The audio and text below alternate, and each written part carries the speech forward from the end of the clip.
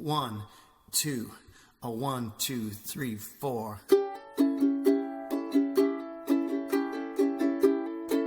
You're in the right place. Yes, you are. It's the Chris and Jeff Show. It's the Chris and Jeff Show. Not the Jeff and Chris Show. It's the Chris and Jeff Show. More like awesome show. The Chris and Jeff Show. Just kidding. Scary that we took this really seriously. Welcome, fellow storm riders. You're officially a rider on the Hypnotic Storm. Riders on the This is Chris Thompson, and welcome to session number 42 of Brain Software with Dr. Mike Mandel.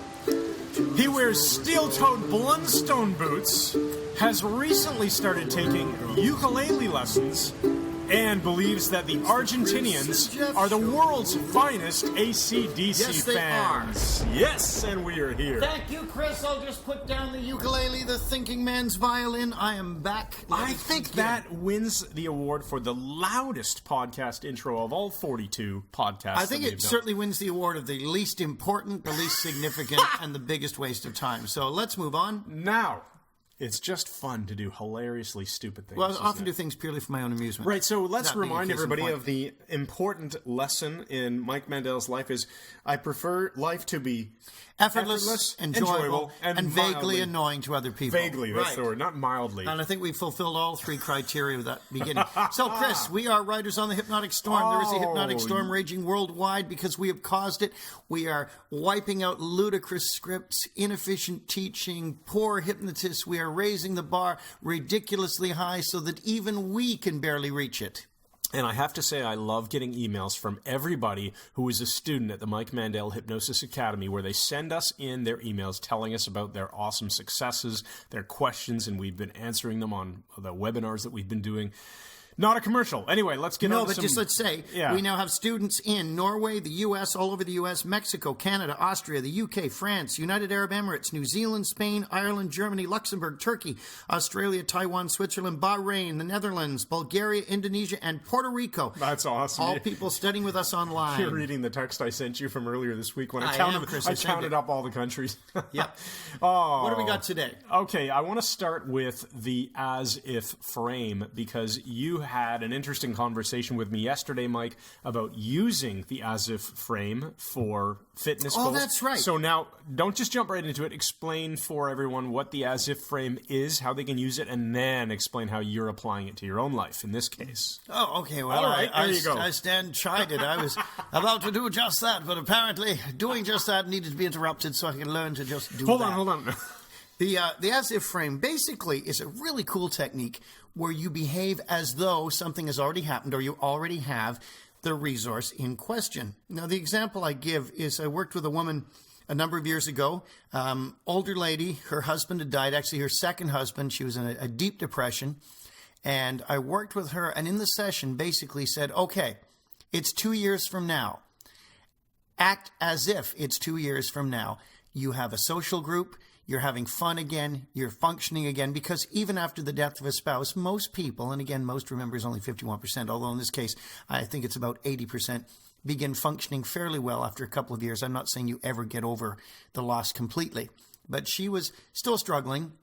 So I put a target as 2 years down the road and said, as if, you're already there, you've got a social group, you've got friends, you're physically fit, you're doing all these cool things. How did you do it? And she said, well, I don't know how I would. I said, no, you're there already. How did you do it? Act as if you're already there. Just make it up. She said, well, I went to the public library and got involved in a reading club. And I said, right, what else? And I started writing these down. Oh, I joined the local YMCA again and began swimming and doing exercise again because I used to love that. Okay, what else?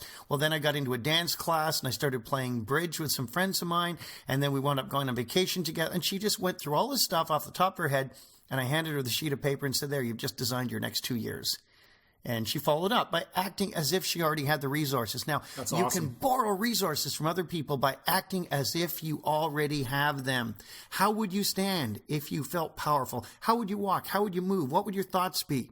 And so, knowing about the as-if frame for years and years, this example came up because I said to Chris, whenever I get overworked, and again, I'm telling you, do what I say, not what I do. whenever I get overworked, I tend to eat badly. I ate a lot of wheat, a lot of cheese, all the inflammatory foods that are exhausting for me. And I get, blood sugar all over the map. It's just bad for me. And I eat too late at night. And I wind up putting on about 20 pounds. And then I smarten up. I recognize the pattern. I go to threshold and drop the weight and eat better and exercise again. Then I'm okay again. Well, I reached that point because, as you know, I've been on the road doing a lot of, 8 forensic lectures at different universities and colleges. And consequently, I'm eating pizza late at night because nothing else is available up in Thunder Bay, Ontario for, Laurentian University. All these things set me back. And I thought, man, when I eat properly, a lot of live food, good protein sources, cut down the starch, eat the healthy fats like coconut oil and so on, I feel fantastic. As soon as I add the exercise, I feel great.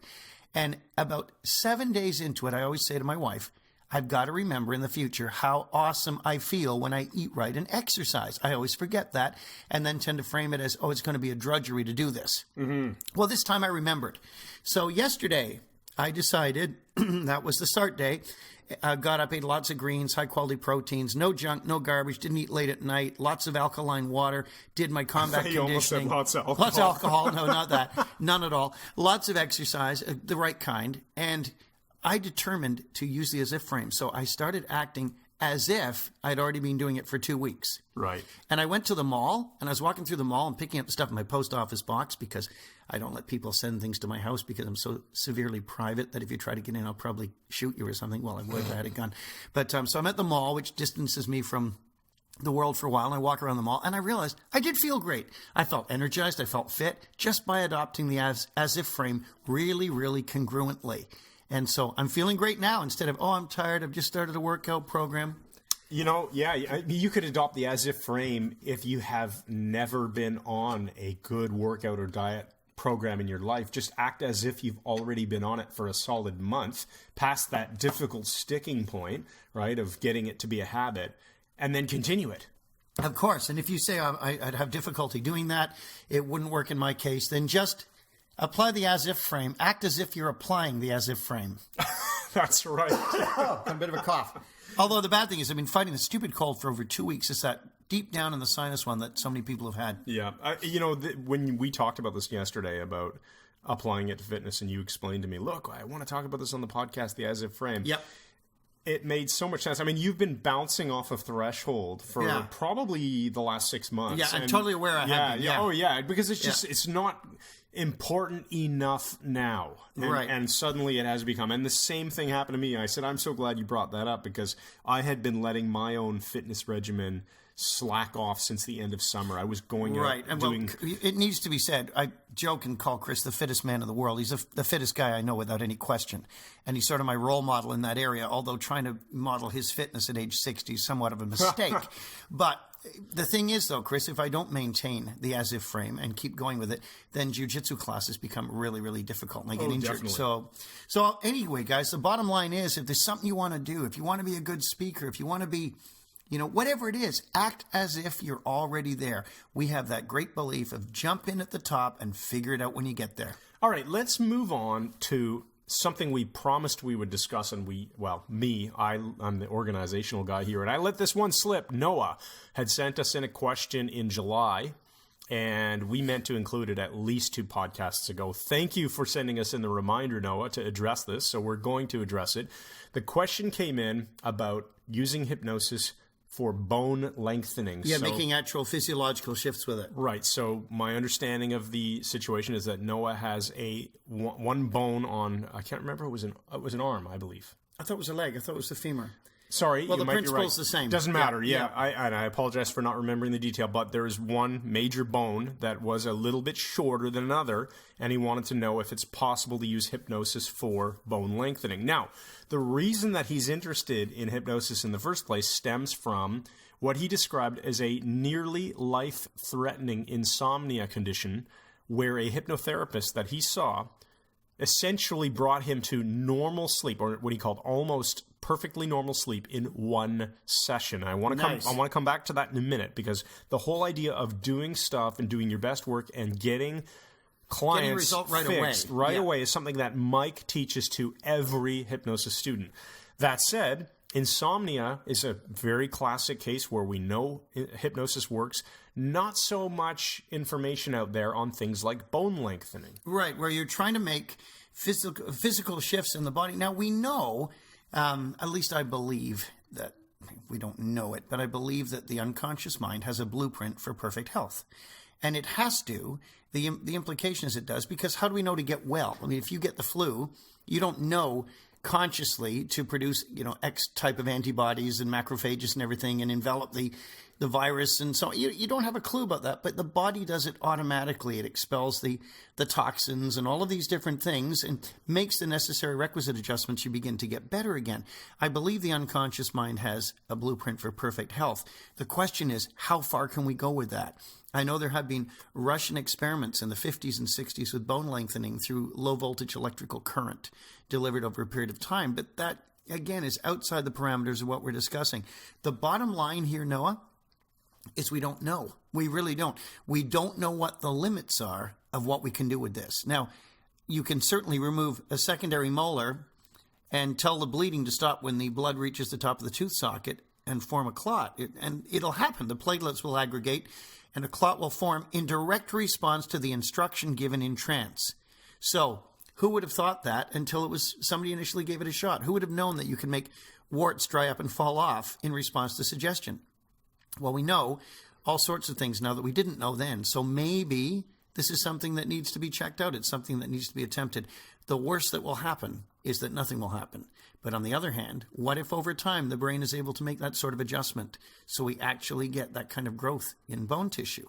So for Noah and for anyone on the other end of the equation, i.e. a hypnotherapist listening, when a subject comes to you and wants help with something like this, and you don't know what the answer is, what do you say? Well, throw your best work at it and see what happens. Okay, so basically as a hypnotherapist... You're not going to do any harm. As a hypnotherapist, you're charging for your time. Right. You do your absolute best work. Yeah. And if nothing happens, then it's better than not trying at all. Well, you've wasted your time and money, but at least you know you found something that doesn't work. Mm-hmm.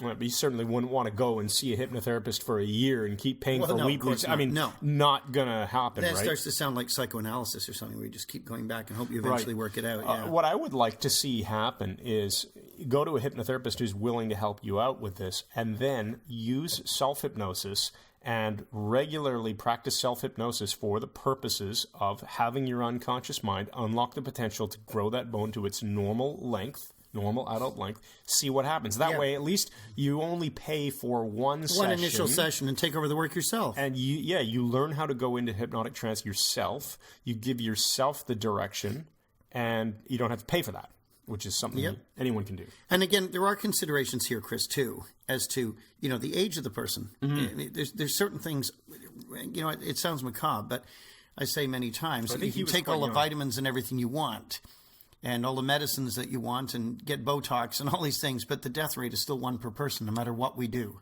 Yes, absolutely true. I'm just going to pull up the email here from him, because I remember him, I think he gave us his age, and he wasn't that old. Yeah. But the bottom line is, he's not going to know unless he gives it a shot. Right. No, I don't. Yeah, okay, we'll move on, because I don't see any more information on this particular Beyond thing. That, yeah. Okay. Anyway, well handled. At least we handled it. Noah, I hope you appreciate that. I hope that is helpful to you in some way, even though we can't be sure. I want to talk about the insomnia aspect, though, because he did mention that he had gone through a real issue with insomnia, and within one session, he went from having what he described as nearly life-threatening insomnia to almost normal sleep. People would say, I'm sure, Chris, how can insomnia be life-threatening? Well, in many ways. It was with a man at my cottage, because you'd get narcolepsy as a result, fall asleep driving. You've got to be very careful. What I would suggest with that, Noah, is find the hypnotherapist who got you the great result in the first place and give it a shot with him or her. Yeah, that was the hypnotherapist that was hesitant to apply the skills towards bone length. Yeah, tell him I said it's okay. Yeah, exactly. But the idea here is one session, right? So in what circumstances should it take more than one session? And in what circumstances should a hypnotist really target one-step solution. Well, we have to look at this purely in terms of hypnosis, trance, whatever you want to call it, is a learning state. And in something like controlling anxiety, that's going to take learning. It's going to take time. Sorry, Chris, I got the stupid cough. Go for it. I'll pretend I'm going to edit that out. That one we really will edit out. So something like anxiety, someone learning to deal with anxiety, that might be several sessions because it's an ongoing thing. It's an ongoing, niggling, annoying thing that often results in a continuous adrenaline trickle in the bloodstream. And so there are things that can take time. Chronic pain from things like cancers and that fibromyalgia that is not dealt with, looking at the emotional causes of it, can cause repeated sessions because you're going to need them to control it. But generally speaking, you should be able to make a significant shift in the first session for this simple reason. In the first session, throw all your best tools and your best work at it. Hey, what are you going to do if you have to have them back for the second session? Your second best stuff? If your first best stuff isn't going to work?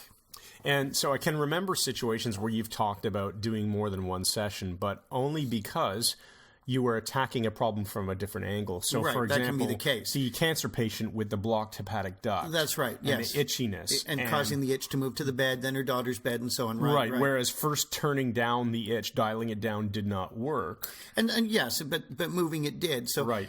Yes, in a case like that. And also, there's always exceptions, folks. There really are. But you have some general principles to work by, not scripts, not rules, principles. And you've got to know what they are in order to break them. And it's a weird thing, Chris. Another case that's an obvious one for continued intervention, at least for 4 sessions, is weight management. Right. Because you're not going to work with someone in one session and all of a sudden their weight all drops away and they're a svelte 125 pounds or whatever they want to be. You have to work on metabolic rate and belief systems and self-esteem issues and food cravings, whatever. And that will get the momentum going that they can then reinforce with self-hypnosis or just by being happy that it's working. Absolutely. You know what that makes me think of? We got an email from one of our online students, Harris, and he loved the discussion in the last podcast about hypnosis sessions that people will sell as gold or silver or bronze. I know. I remember you spent about 15 minutes on this. I know. I spent way too long on it. I'm sort of cringing that you're bringing it up again. But here's the reason. So he emailed and he said, that reminds me that I bought some recordings prior to discovering Dr. Mike. I saw that today. And I bought some recordings from, and I won't name the hypnotist. And he deleted them. But did the guy delete them from his... Harris deleted them. Oh, he deleted the recording. Sorry, I thought you meant the hypnotist selling them doesn't sell them anymore after being called to task or something. But this hypnotist would sell bronze and silver and gold and maybe even platinum. I can't remember. I remember seeing this and thinking, this is totally bizarre. Why would you sell a recording that has a platinum quality and a bronze quality? And what's the difference? The difference is it includes NLP future pacing for the platinum version, things like that. Why would you purposefully leave out quality aspects of This is a real sore spot with you, isn't it, Chris? Because I get a feeling you're going to bring it up again on the next podcast. Yes, and I'm sure if you don't, I'll remind you and just see if I can get you talking about it. But I brought it up because you've got to do your best work. And here's an example of somebody using quality scales as a marketing tool very ineffectively. And it's like I said on the last podcast, would you go to a dentist that offered you bronze package and a silver package and a gold package? Yeah, you said no. 50% as much anesthetic, yeah. Exactly. And then the lead package, they give you none. So I really liked that Harris sent us in that email with that really a good example, He's right? a smart guy. I've talked to him. That's awesome. Okay, let's talk about... who sent us in the email on the word salad again now? Was that new Eric? One of the Erics?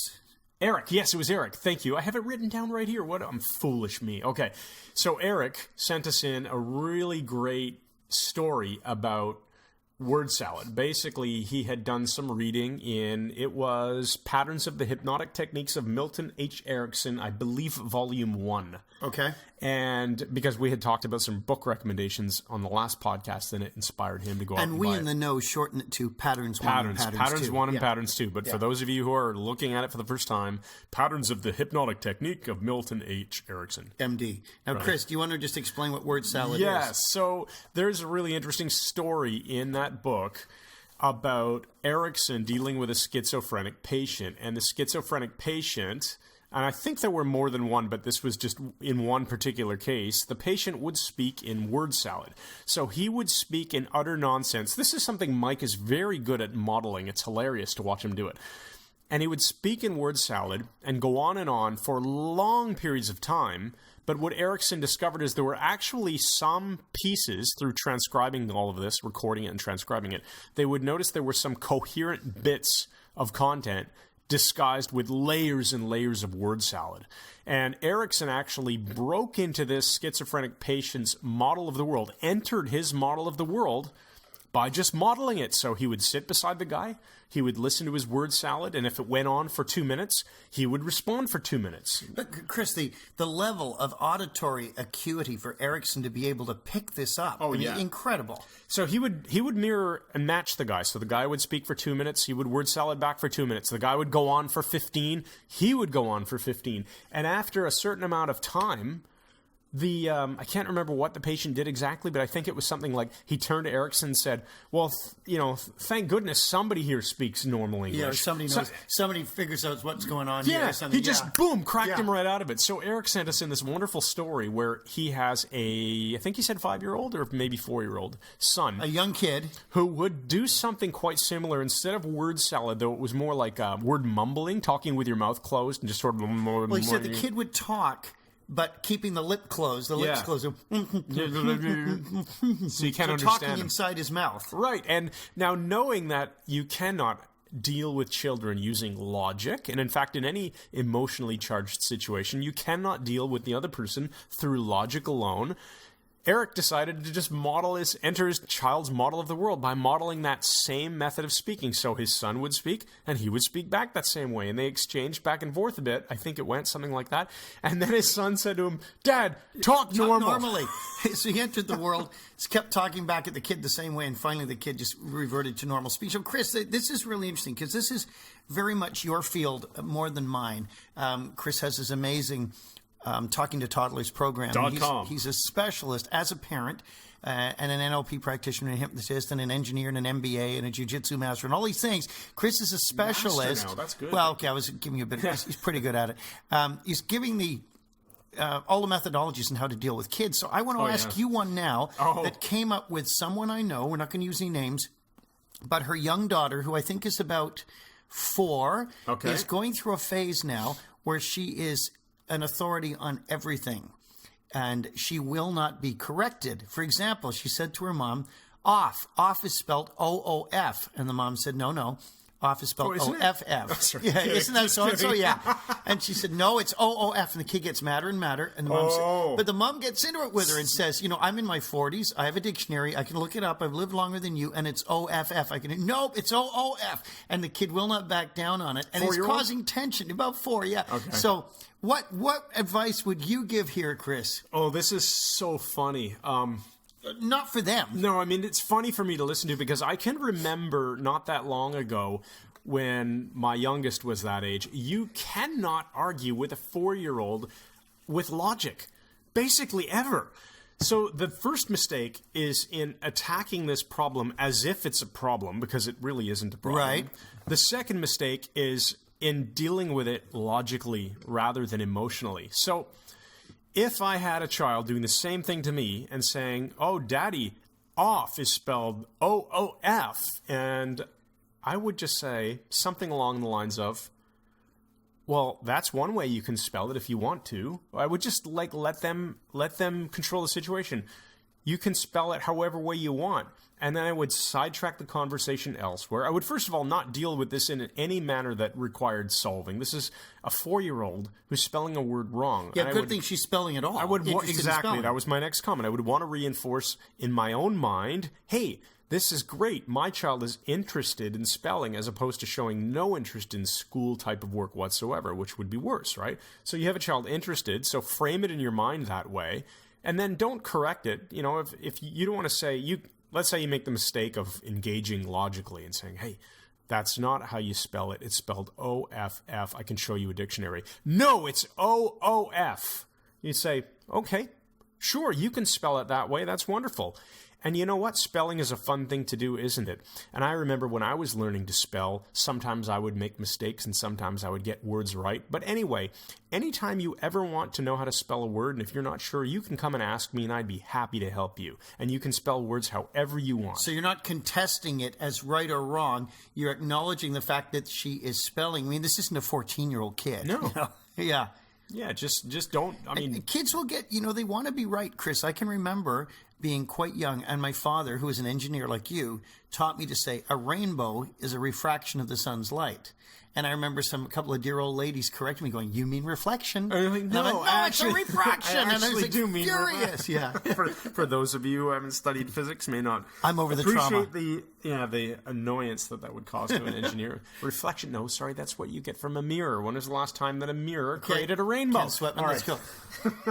When was the last time a mirror created a rainbow? Good one. I can see a rainbow through a mirror, though. So where are we going here? Where do you want to go next? Let's talk about... well, let's quickly mention the Architecture of Hypnosis course. All these emails. That's amazing. Yeah, before we go any further, Architecture of Hypnosis, yes. 5-day live training with Dr. Mike Mandel. And Chris Thompson. Yeah, and I'll be there too. Why not? Sure. It's a lot of fun.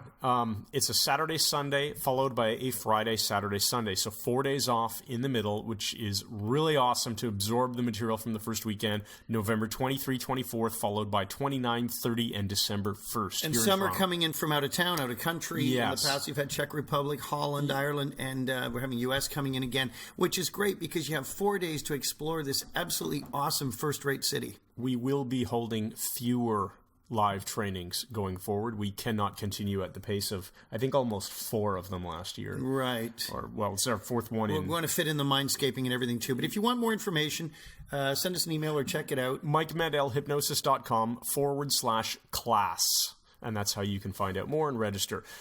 Or what if they want to do the online training instead? Oh, yeah. Well, if you want to do the online training, which is turning out to be so amazing, MikeMandelHypnosis.com/academy. It is $47 a month, and there's a ton of bonus material. This is the one thing, in fact, I was just thinking this morning, I've got to go in and refresh our sales letter because I don't think I've done a good enough job to communicate exactly how much content is actually available in the very first month. Because as soon as you sign up, not only do you get lesson 1 of the Mike Mandel Hypnosis Academy, but you get all of the webinars that we've conducted, all of the open frame sessions, of which there are now, I think, 4 or 5. Right. So that's hours of content to enjoy. Plus, and this is exclusive to the students. This isn't anywhere else on the web. Right. Plus, there's all the other bonus material that we've included. So some of Hugh Comerford's NLP training that he's thrown in, which is excellent. And you get drip-fed all the stuff, all of our products. You get your Brain Software ebook right off the bat, too. Right. You get my course on creativity, my intensive 1-hour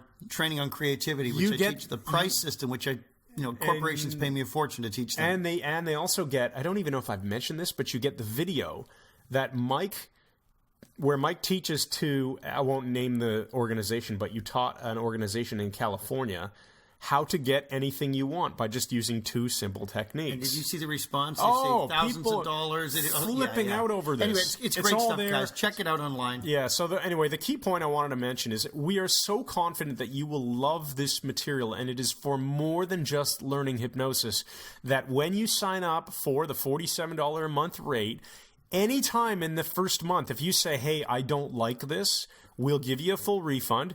Guess what? Has never happened yet. And that's how confident we are. And you'll get all of that stuff available to you in month number 1. Well, there you go. All right, there's your somewhat short commercial. Okay, good. Let's move back to the topic of hypnosis. So, here's a question that Ron sent in a little while ago. How do you know if someone is asleep during hypnosis? What if the person is snoring or snores?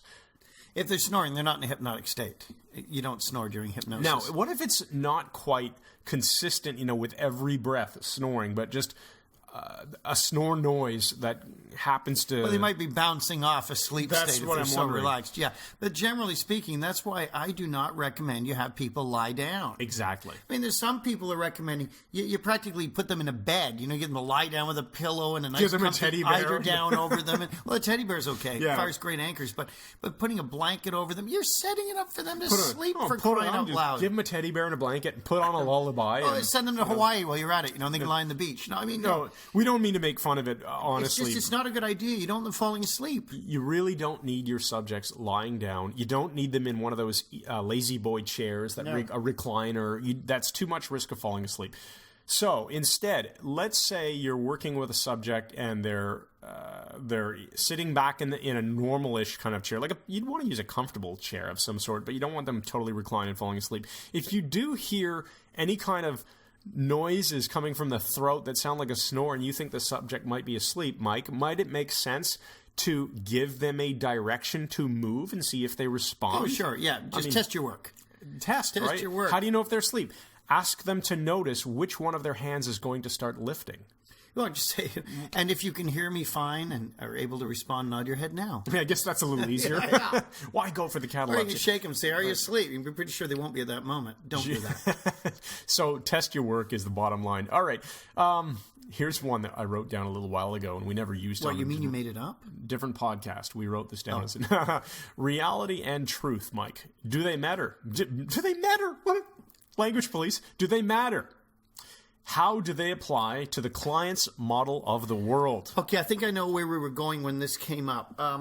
For instance, you've got to meet the subject's model of the world. You have to enter that model because the Mandel model of therapy edit that out, basically says that they are in a labyrinth and we have to remove them from it. And the only way you can remove them is to enter it with them. In order to enter the labyrinth, you have to enter their model of the world. So if I'm working with someone who believes in past lives and reincarnation, which is something I don't particularly hold to myself, if you do, that's fine with me. I'm not going to attempt to talk you out of that belief if it serves your purpose. I was in the thinking therapy. you were going to bring up that because we've talked about that before. Both of us are not big fans of the whole past life thing. However, if a client thinks that's going to be the key to solving their problem, let them go with it. Sure. You know, if I'm doing some sort of therapy where they're looking through their past and all of a sudden, they're always someone famous, Napoleon or Caesar or something. Nobody would say, just this idiot who cleaned chimneys, Yeah. So, everyone was someone famous, someone important. But the bottom line is, if that's the model of the world of the client, I'll go with it. I mean, I absolutely will. Chris, you're deleting and you're looking at things here online. Oh, I'm just keeping track of the topics we've actually discussed because I am. So we're not looking for truth in a session. Right. We're looking for transformation. And in order to transform the person, I'm going to have to, or help them transform, I'm going to have to enter their model of the world and work within that. So to take it to a completely absurd extreme, if you had a client that still believed the earth was flat, then you would not attempt to educate them. No, but there's times that I might be using the meta model to challenge their beliefs and enrich their map of the world. Oh, sure. Like how does that belief serve you? What does that give you? What does it take away from you? What does it enable you to do? What does it enable you to not do? Right. That's a classic question in therapy, by the way. And that's a very what does this problem enable you to not do? In other words, procrastinate. Well, it might be, I'm sick, I get migraines all the time. What are you able to not do because of this? Well, I'm able to not have to go to work every day, so it's important. But it's not a confrontational style. No, of course it is not a the world is round. It's how does that belief serve you? Or, right. What does that belief allow you to do or not do? Those are inquisitive questions, which is redundancy from the Department of Redundancy. Beautifully redundantly redundant. Yeah. I heard it on a conference call. I'll just mention this. I was listening to a quarterly financial conference call because I love doing that for public companies that I think are interesting to follow. And I heard a CEO say, very, very unique. And I thought immediately, actually, you know who it was? It was Tim Cook of Apple. Oh, Tim, I hate to say this, buddy, you should be shot. I'm not recommending anyone do that. Your language should be shot, though. Shot full of holes. No, Tim, that's just terrible. Very, very unique. Absolutely inexcusable for a man of your position. It is a common mistake. So are all kinds of things, Chris. So let's correct people because I love learning these little things because I used to qualify the word unique as well. I used to say, it's just sort of unique or it's quite unique. Why does precision language matter to us? Because language is our primary tool as hypnotists. And the more precise we can be, the greater degree of precision, the greater and more powerful choices we can present to people and enable them to make amazing changes. If we're just, well, sit there and we're going to like work with that, and, you know, there's kind of unique different things and that, and we're all, yeah. It's ridiculous. It's a dumbing down of language, the dumbing down of people. And we in no way wish violence upon any CEO No, I said of a public his company. language should be shot, shot full of holes. He must repent for that. We love Apple. They're awesome. Yes, we do. Tim. Apple's awesome. Apple is awesome. I got my iPhone 5 right here because it's awesome. Yes, and we are recording this on a Mac. All right. We are well into our half an hour target for these podcasts, beyond it, I should say. So we are going to wrap it up with empowering question, metaphor, wacky ending, all that stuff. Why did you telegraph the wacky ending? Oh, there's always a wacky ending. I That's didn't telegraph. right. I didn't say the title of it. That's true. I don't even know what it's going to be. No, you don't. See, this is the fun part for me, folks. I have no idea where we're going at the end. Craziness this guy's going to throw at it. All I know is I'm going to laugh. Fair enough. I'm going to stop there. Well, here's your empowering question, and I want these to sink in. We're changing the order around a bit based on an email we got, and I think it's a good idea. We're going to give this a moment to sink in with you. Your empowering question today is in two parts. It's actually two questions. So listen carefully, absorb this, and let it resonate with you. I'll say it twice, each one twice. What is your greatest talent or skill, and how will you use it for the benefit of others? What is your greatest talent or skill, and how will you use it for the benefit of others? And what is your greatest weakness, and how will you minimize its effect on your life? What is your greatest weakness, and how will you minimize its effect on your life? Whoa. Those are deep. All right. Take a moment. That should resonate. Yeah. Let those resonate for a moment, and then. Well, let me give you the metaphor, Chris. A number of years ago, about 15, 16 years ago, there was a young man, and his name was Dale. And Dale was a fun kind of guy. He was an Enneagram 7, which meant life had to be fun and easygoing, and he was a very happy-go-lucky guy. He just made everything enjoyable. He was a laugh a minute. And all through his childhood, he was in and out of the hospital all the time because of crazy injuries. He's the kind of kid who'd be sitting in the bathtub and bite the chain of the plug where it hung from the tub, got it caught between his teeth, had to go to the emergency ward with his chain hanging from his mouth, holding this plug in his hand. Many things. He got subject to convulsions. He had a lot of difficulties over the years. There was a toy that was sold that was extremely dangerous, and this would be before your time. Believe it or not, it was a target that you throw styrofoam snowballs at. And the target had 1.5 inch long plastic spikes sticking out of it. Oh, wow. And his brother got this for Christmas, and Dale wanted it. And he put it beside the bed and climbed into bed, rolled out of bed, and sat on it. Had 23 holes in his hindquarters. An interesting kid with a lot of problems. As a kid, always health-derived or always health problems. As he grew to adulthood, he reached his 35th birthday. It was actually the eve of his 35th birthday. He'd been divorced over the years and hung out with his friends, and he worked in a large hardware store and helped people out and was very well liked because he was a laugh a minute, just a nice guy, a fun guy. Well, the evening of his birthday, 35th birthday, he had a bunch of friends over, and he was living in a basement apartment at the time. And over the evening, everybody left, and they were drinking and having fun and so on. And one friend stayed behind. And they got hungry because it was late. So they decided to make something to eat. And they put some soup or a pot of stew out of a can on the stove. And both of them fell asleep. And they woke up to a raging kitchen fire. The kitchen blocked the way out down the hallway of the basement apartment. And they attempted to climb out the windows, but the landlord had put bars across them with no padlock, with no release on the inside. They called 911, and 911 screwed up and sent a fire department from the other side of the city. It took them nearly an hour to get there. And Dale and his friend were taken out as charred remains in 2 body bags. And the whole problem of how 911 screwed up and sent the wrong fire department has been sealed. And the woman never found out why her son was not rescued in time. And Dale was my cousin, and I gave the eulogy at his funeral in hypnotic language. This has been podcast episode 42 of Brain Software with Dr. Mike Mandel. I'm Chris Thompson. I hope you've enjoyed this episode and many, many more to come. Please head on over to our website at MikeMandelHypnosis.com. Make sure you're joined on our Make sure you join our email list, and we will send you all kinds of awesome stuff.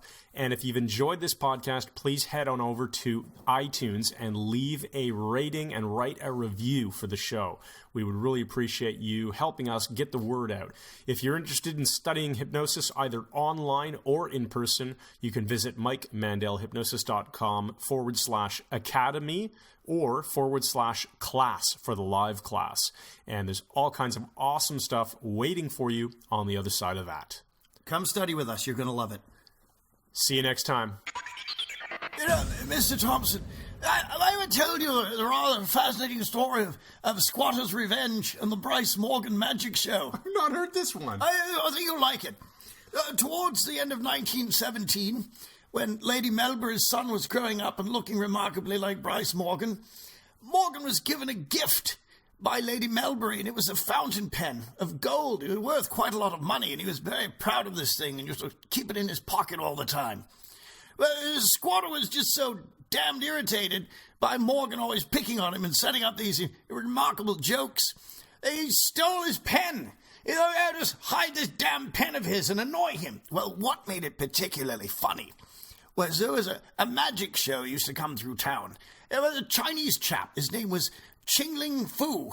And Ching-Ling Fu used to do these remarkable magic tricks. Well, then another chap came along. Well, his name was Chung-Ling Su. And Chung-Ling Su claimed Ching-Ling Fu wasn't even Chinese. It was rather funny. And he had this girl help him. Her name was Suni Sin. So Chung-Ling Su was coming to town. It was supposed to be better than Ching-Ling Fu. And we all wanted to go see him. Well, they always had an opening act. There was an amateur. And they got people to apply for this, and the money went to charity. Oh, Bryce Morgan could do a bit of magic with cards. He could do a bit of hypnotism. So he applied, but he couldn't sign the form with his favorite pen. He was getting so annoyed. And Squatter still had the pen. Well, anyway, the show came out, and we all went to the hall to watch, and Lady Melbury was up in the royal box with her husband watching this thing. After a while, her husband left, and sure enough, after Bryce Morgan did his hypnosis act and his card stuff, which was a very, very good, clever chap, he went up to the royal box and sat next to Lady Melbury for the rest of the show. Her husband was called away to the War Office. So we're watching the show, and Chung-Ling Su comes out, makes a huge bowl of water appear, and Sui Sin takes it away, and it was a lovely show. And at the culmination of it, he brings out this massive guillotine on stage, or the French say a guillotine. And he was looking for somebody to put his head in it. First he put a cabbage on, the blade came down, sliced the cabbage in half. And nobody would go up, so Suni Sin speaking for Chung-Ling Su, and she says, "Is there no Englishman who dares to get on the Chinese guillotine?" And we're all looking around, and Squatter says, "Well, damn it, I'll do it." Which, of course, was the entire point. So he's climbing up on the stage, but he looks up onto the royal box to make sure Bryce Morgan's up there. And he's sitting with Lady Melbury and their son, and he waves down to Squatter, encouraging him. So Squatter gets into the guillotine, puts his head in, and as it's all being adjusted round his neck, Chung-Ling Su reaches into his pocket and grabs the pen from Squatter and puts it in his own pocket. And Squatter looks shocked. He looks up, and he sees Bryce Morgan up in the royal box pull a mask off. And it was Lord Melbury. And he looks up, and Chung-Ling Su, smiling, pulls his mask off. It was Bryce Morgan. And he hit the button, and the blade came down. It actually cut his head off. It killed him right on the stage. Oh, we were all in stitches. The funniest damn thing, how he got him again. Where do you come up with this stuff? It's the most bizarre story ever.